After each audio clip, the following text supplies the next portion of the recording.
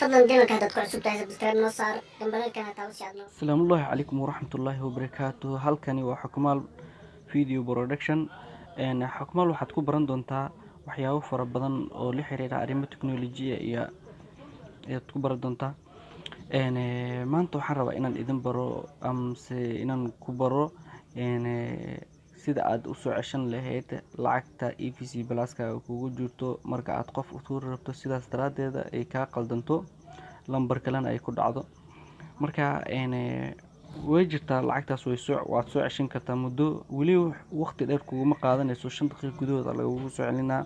laakiin waxaa jiro waa inaad maaragtay ugu horeyn aad lacagta iyo lambarka aad u rabto iyo lambarka aad ku qaladay ay ku kala duwanaadaan hal jeefar oo kaliya hadday ku kala duwan yihiin lacagtaas waa lagu soo celinaa.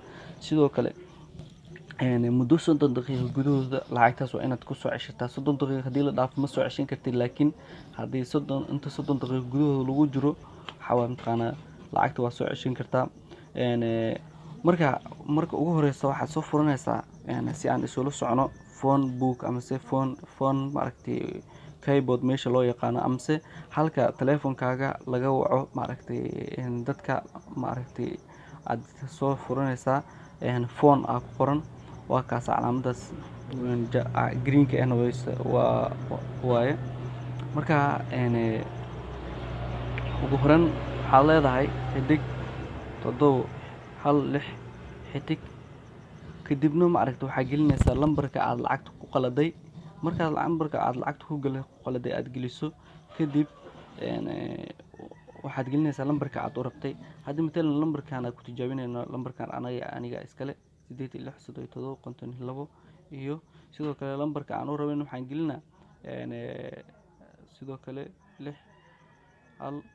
612863752 ka dhigana marka kan marka saas camal la rabo oo kaliya. haddii labo jeefar ay ku kala duwan yihiin waxaa lagu leeyahay kan loo rabay iyo kan qalday kan lagu qalday waxyaabo badan ay ku kala duwan yihiin ku leeyahay.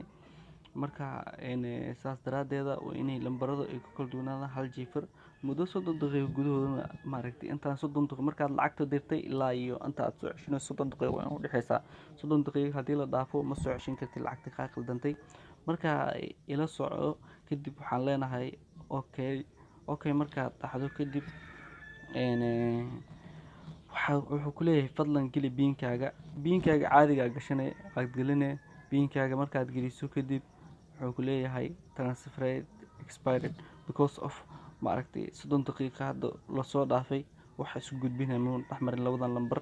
marka wuxuu leeyahay transfer expired isku gudbinta way dhacday, waqti isku gudbinta uu dhacay oo ka wada. marka asxaabaysaas waad u soo ceshan kartaan lacag hadday idinka qaldanto. fadlan channelka haddaad ku cusub tahay subscribe saar, muuqaalka haddaad ka heshayna like saar, channelka gambalelkana furo si aad nala socoto barnaamijyo badan aan soo gelin doono.